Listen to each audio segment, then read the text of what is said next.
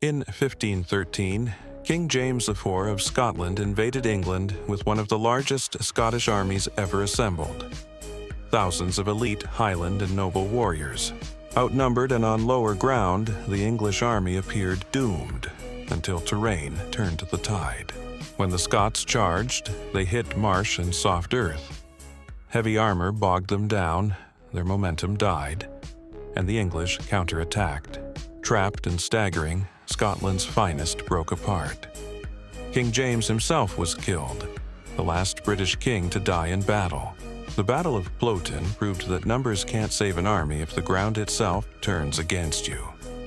Battlefield Legends, where fate chooses the winner. Please like, share, and subscribe for more. In 1513, King James IV of Scotland invaded England with one of the largest Scottish armies ever assembled. Thousands of elite Highland and noble warriors. Outnumbered and on lower ground, the English army appeared doomed until terrain turned the tide.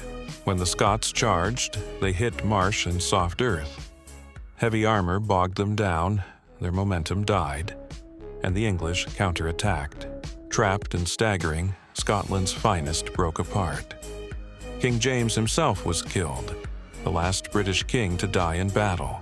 The Battle of Flodden proved that numbers can't save an army if the ground itself turns against you.